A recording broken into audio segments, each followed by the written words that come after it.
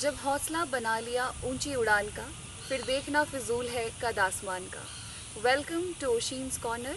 मैं हूँ ओशीन शर्मा, और जैसा कि मैंने प्रॉमिस किया था, I will be back with my next the most awaited guest of this batch, that is Amit. Amit, hello. Hello, ma'am. कैसे हैं आप?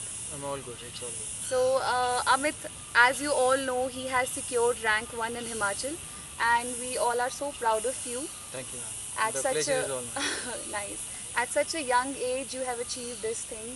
So you are an inspiration for the youth of all over Himachal. So congratulations. Thank you, ma'am. Uh, so Amit, let's start with your background.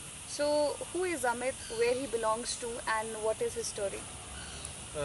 Ma'am basically Amit Chaupal tehsil Shimla से है और उसने civil engineering की है JP university से।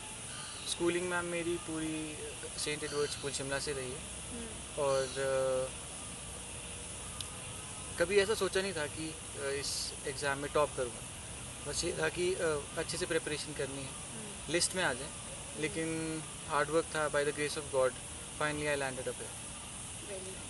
So Amit, कभी सोचा था, वैसे कॉलेज में सोचा था कि you will do civil services? एक कहीं ना कहीं थोड़ा सा एक झुकाव था गवर्नमेंट सेक्टर के लिए। कभी मेरा ऐसा मोटिव नहीं था कि मैं प्राइवेट सेक्टर में जाऊँ। तो कहीं ना कहीं एक इंक्लिनेशन थी गवर्नमेंट सेक्टर साइड। लेकिन जब मैं अपने फाइनल ईयर में था, थर्ड ईयर के एंड में, तो मैंने ये सोच लिया था कि यार जब मैं ग्रेजुएट हो जाऊँ तो मैं ये ना सोचूं कि यार अब मुझे क्या करना है। ग्रेजुएशन के बाद मेरे को ये था कि जहाँ पे भी अपनी एनर्जी चैनलाइज करनी है वो किसी एक डायरेक्शन में हो, वो चाहे गेट का एग्ज़ाम हो, चाहे वो सिविल सर्विसेज हो। तो फिर मैंने साल भर लिया कि क्या करना है, और इवेंचुअली मैंने सोचा कि सिविल सर्विसेज की तरफ ही जाना है। तो फिर मैंने सोचा कि अब जो फाइनली आपकी एनर्जी है तो वो एक ही डायरेक्शन में लगा। सो अमित, जब ये तुमने सोच लिया कि कुछ करना है, तो तुम्हारे बिगिनर स्टेप क्या थे? इनिशियली तो मैम देखोगे कि YouTube आज के टाइम पे सबसे ज़्यादा गाइड करता है, क्योंकि वहाँ पे आपको टॉपर्स वीडियोस मिल जाते हैं। तो इनिशियली उनकी स्ट्रैटेजी देखी क्या है। बेसिक बुक्स आपकी जैसे NCERTs हैं, और हर एक सब्जेक्ट की जो बेसिक बुक्स हैं वो फॉलो करी। फिर इस टाइम पे मैं बोलूँगा कि अगर आपको कोई मेंटर मिल जाए, जो कोई आपका कोई ऐसा मेंटर है जो पिछले मतलब पहले सर्विस में रह चुका है, B it allied services, B it HAS और IAS, अगर उनसे आप थोड़ा गाइड कर सकें अपने आप को तो वो बेटर है। मेरे टाइम पे मैं लकी था कि रमन ठाकुर सर हैं, वो 2017 बैच में तहसीलदार थे, तो वो अपने UPSC के अटेम्प्ट्स भी दे रहे थे। तो उनसे मैं काफ़ी हद तक गाइडेंस लेता रहता था, बुक्स कौन सी पढ़नी है। तो इनिशियल हेजिटेशन ये थी कि सर हिस्ट्री की इतनी बुक्स हैं, एंशियंट मिडीवल मॉडर्न, ये लेनी है कि नहीं, पॉलिटी की कौन सी लेनी है। तो अगर आपको एक मेंटरशिप मिल जाए उस टाइम पे तो वो थोड़ा अच्छा रहता है, वो आपको गाइड कर लेते हैं। सो एज यू सेड कि role of mentor is very important, but सभी लोगों को शायद मेंटर नहीं मिल पाता है। कुछ एस्पिरेंट्स इस बारे में भी कंफ्यूज रहते हैं कि ग्रुप स्टडी करनी चाहिए कि अकेले स्टडी करना चाहिए। So what is your take on that? Ma'am I personally prefer personal study. मैंने कभी ग्रुप स्टडी नहीं की है, और मेरा पर्सनल प्रेफरेंस रहता था कि मैं पर्सनल जो आपकी पर्सनल स्टडी है उसी पे ज़्यादा फोकस करता हूँ। सो जैसा कि तुमने कहा कि रिसोर्सेज आप लोगों ने you use various platforms like YouTube and social media. So एक और एस्पिरेंट्स का एक सवाल रहता है कि मैम कितना टाइम हमें इन चीज़ों को देना चाहिए, बिकॉज जब हम कन्वेंशनल स्टडी के बारे में बात करते हैं तो हम बुक्स से पढ़ते हैं, लेकिन आज जैसे कि डिमांड बढ़ चुकी है या सिनारियो चेंज हो चुका है, सो आप कितना वक्त अपना देते थे? मैम वो टाइम टू टाइम डिपेंड करता है। अब जब मैं इनिशियली प्रिपेयर कर रहा था तो इनिशियली तो I was focused upon books only, क्योंकि एक थोड़ी हमारी ये धारणा भी रहती है कि नेट पे अगर हम कुछ पढ़ने जाते हैं फिर and of the day YouTube खोल देते हैं, फिर वो स्क्रॉल करते हैं, फिर वो 5 मिनट के 10 हो जाते हैं, 10 के आधा घंटा हो जाता है। वो नेचुरल है, वो सबके साथ होता है। Time waste. हाँ, टाइम वेस्ट। इनिशियली मैंने सिर्फ बुक्स प्रेफर की। विद टाइम जब लगा कि नहीं अब थोड़ा बुक से ऊपर जाना चाहिए, तब ऑनलाइन साइट्स थी जैसे इनसाइट ऑन इंडिया है, वहाँ पे थोड़े आंसर राइटिंग देखा। फिर इनसाइट्स ऑन इंडिया पे ही मैंने MCQs ट्राई किए, हिमाचल की बहुत अच्छी साइट है जैसे HP जनरल स्टडी है, तो मैंने 2016 से ही फॉलो कर रहा था, क्योंकि एक तो वहाँ पे प्रीवियस ईयर क्वेश्चन सॉल्व होते हैं, राइट। तो वो आपको प्री के लिए बहुत अच्छे हेल्प कर लेते हैं। सबसे अच्छी बात उनकी ये है कि HAS ही नहीं, जो कमीशन के थ्रू काफ़ी एग्ज़ाम्स हैं उनके उन्होंने सॉल्व पेपर्स दिए हैं। रादर जो हमारा सबॉर्डिनेट बोर्ड है हमीरपुर का, वहाँ पे उसके पेपर्स भी सॉल्व हैं। तो आपका हिमाचल हिस्ट्री, ज्योग्राफी, एनवायरनमेंट जो स्टैटिक पोर्शन है उसकी काफ़ी अच्छी कवरेज वहाँ हो जाती है। तो वो एक दो साइट्स थी। फिर विजन IAS है, वहाँ पे मैंने ऑनलाइन जो टॉपर्स के एसेज हैं वो देखा। तो एक हिसाब से आपको अपने आप को कंट्रोल भी करना है कि लिमिटेड उसका यूज़ करें और बुक्स भी प्रेफर करें। ये आपके ऊपर ही है, आपने किस हिसाब से अपने टाइम को यूटिलाइज करना। अमित, एक बात जो एक दिखने में आ रही है कि कई सालों से जो आपकी जो HPPSC है वो कहीं ना कहीं UPSC को ट्रेंड के मामले में कहीं ना कहीं फॉलो कर रही है। पहले ऑप्शनल भी 2 हुआ करते थे, अब उन्होंने सिंगल कर दिया है, और सिलेबस भी हम जैसा देख रहे हैं या जिस तरह के क्वेश्चंस पूछे जा रहे हैं, नेचर ऑफ क्वेश्चंस, वो भी UPSC से मिलते जुलते हैं। So what is your take on that कि कितना सब्जेक्ट ओवरलैपिंग है, और क्या जो HAS के लिए सोलली तैयारी कर रहा है उसको UPSC का भी कुछ मटेरियल पढ़ने की ज़रूरत है? मैम इनिशियल ये क्वेश्चंस मेरे दिमाग में भी आते थे कि बीइंग एन HAS एस्पिरेंट क्या should I go for UPSC और नॉट। तो मैंने किसी से कंसल्ट किया, वो एक टॉपर थे, उन्होंने मुझे बताया कि डेफिनेटली आप UPSC की तैयारी करो, साइड बाय साइड आपका HAS भी रहता है। कोई और से मैंने बात की, उन्होंने मुझे बताया कि नहीं, HAS अलग है और UPSC की तैयारी अलग है। तो ये कॉल आपको खुद ही लेनी पड़ेगी। एंड ऑफ द डे मैंने भी कॉल यही ली। मैंने 2 अटैम्प्ट्स दिए UPSC के भी, उस टाइम मेरा प्री क्लियर नहीं हुआ। तो एंड ऑफ द डे मैंने ये सोचा कि मैं HAS की तैयारी ही स्पेसिफिकली करूँगा। तो and of the day it's your call कि आपने UPSC की तैयारी करनी है, HAS की तैयारी। Coming on to the question कि जो HPPSC फॉलो कर रहा है, वो मैम अब हम देख सकते हैं कि जो हमारे क्वेश्चन आंसर है स्पेशली प्री के, वो स्टेटमेंट बेस्ड हो रहे हैं। कहीं ना कहीं हम UPSC को फॉलो कर रहे हैं। उसके लिए मैम मुझे लगता है कि काफ़ी ज़्यादा अच्छे से आपको स्टडी करनी है, क्योंकि पहले तो आपको फैक्ट बेस्ड क्वेश्चन काफ़ी थे, और वही फैक्ट बेस्ड क्वेश्चन है लेकिन एक ही क्वेश्चन में 4 क्वेश्चन, तो थोड़ा डीप स्टडी करने की ज़रूरत है। So moving on to next question, Amit, graduation के साथ टाइम कैसे मैनेज किया? क्योंकि आई एम श्योर तैयारी कहीं ना कहीं बैक ऑफ द माइंड में वो शुरू हो जाती है पहले, सो कैसे मैनेज किया? वही मैम 4th ईयर में मैंने हिमाचल की बुक आती है द वंडरलैंड बाय जगमोहन बलूकर। तो मेरे को ये पता था कि यार ये बुक तो सारे ही पढ़ते हैं, तो इसमें गलती नहीं होगी। हिस्ट्री में, ज्योग्राफी, पॉलिटी में बुक गलती हो सकती है, इस बुक में गलती नहीं हो सकती। तो मैंने ये देखा था कि जो फुल प्रूफ बुक्स हैं वो ले लो। एक वंडरलैंड ले ली, एक पॉलिटी की लक्ष्मीकांत ले ली, और हिस्ट्री की स्पेक्ट्रम ले ली। इसमें गलती नहीं होगी यार, ये तो पढ़ लेता हूँ, ये बेयर मिनिमम। ये बेयर मिनिमम। तो कॉलेज में अब देखते हैं 4th ईयर में आपके पास काफ़ी टाइम होता है क्योंकि क्लासेस कम होती हैं, तो उसमें मैं टाइम मैनेज करता था। सुबह 1 घंटे न्यूज़पेपर पढ़ लिया, और शाम को जब भी आपको टाइम मिला 1-2 घंटे या 2-3 घंटे, या आप अपने हिसाब से जो भी आपका सब्जेक्ट हो देना। बस ये है कि आपको टाइम मैनेज अच्छे से करें। सो प्रेपरेशन के समय या जब तुमने अटेम्प्ट दिए, जब नहीं हुआ, सेल्फ डाउट आया? सेल्फ डाउट तो नहीं बोलेंगे मैम, लेकिन ये था कि अब मैं आपको अपना पर्सनल एक्सपीरियंस बताऊं तो सेकंड अटेम्प्ट जब मेरा HAS का था, तो मेरे को इंग्लिश में फ़ेल हो गया था। तो 100 में से आई गॉट 36। तो मेरे को लगता था कि मेरी इंग्लिश इतनी बुरी भी नहीं है कि यार पास भी नहीं होंगी, लेकिन फिर 36 वॉज अ सेटबैक। तो उस टाइम लगा कि यार ऐसा क्या हो गया कि मतलब नहीं हुआ। और ऑप्शन की भी बताऊँ मैं, आई wasn't scoring very well in my option. तो आपने बस ये एनालाइज करना है कि गलती कहाँ हो रही है। अब ऐसा तो नहीं है कि आप बिल्कुल एग्जैक्टली बता पाएंगे कि यार ये गलती है, ये मैं ठीक कर दूंगा तो अगली बारी हो जाएगा। वो आप एनालाइज करें, हो सकता है वो ना हो सकता है वो हो। आपके पास बस अपना एफर्ट है, आपने एफर्ट करना है, रिजल्ट आपके हाथ में है, तो जो हो सकता है आप वो करें।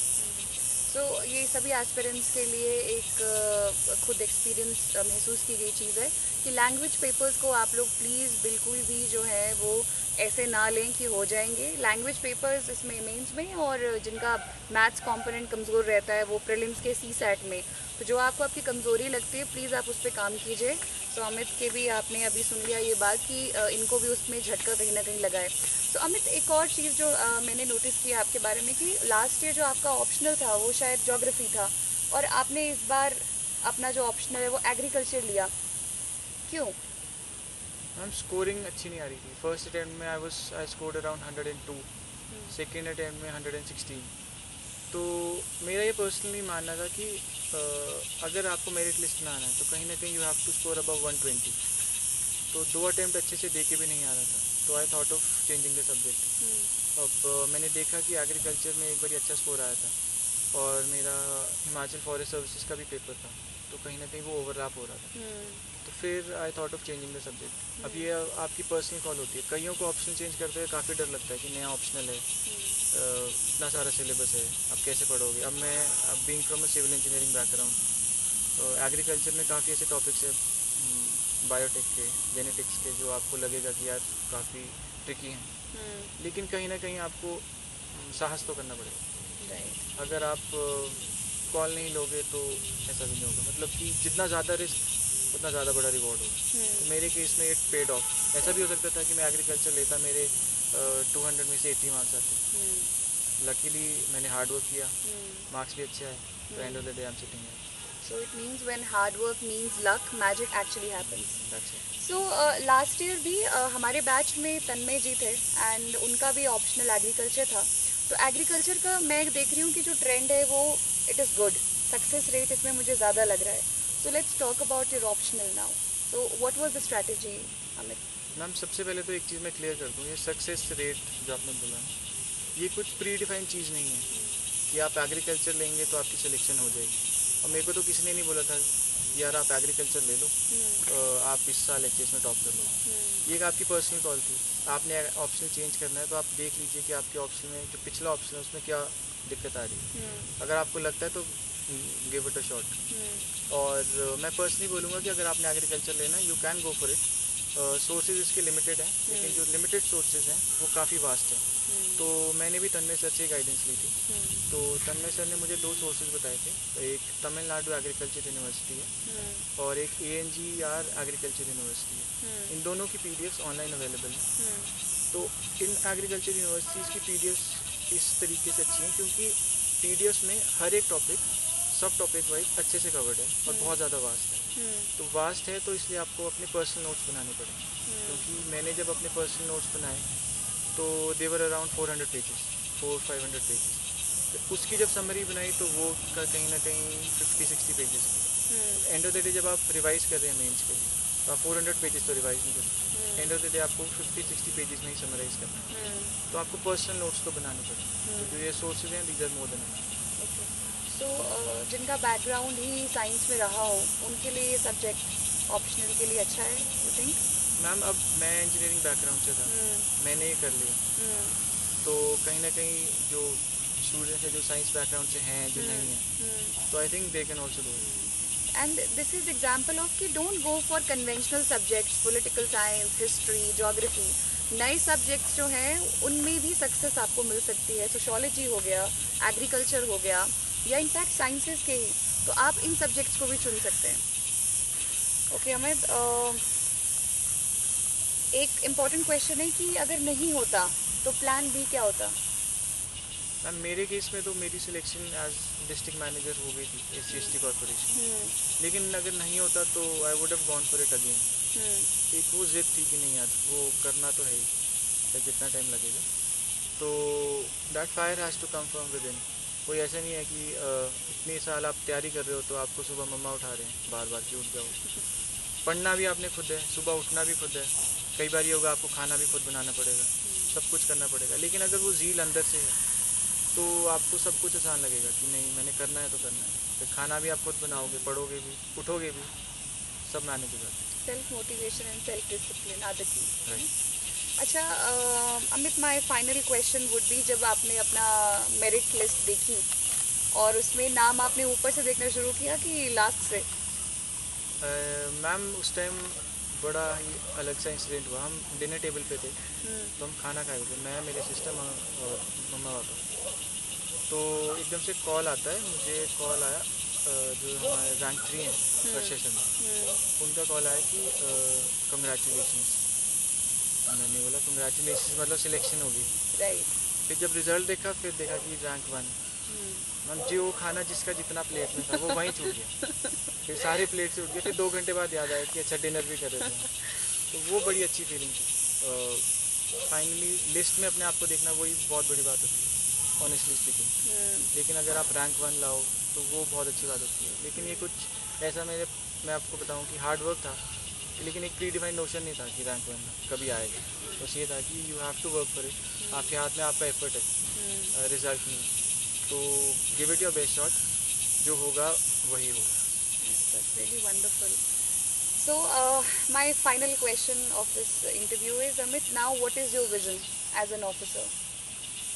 मैम विजन, अब हम हिप्पा में हमारा foundation course is almost about to end. Hmm.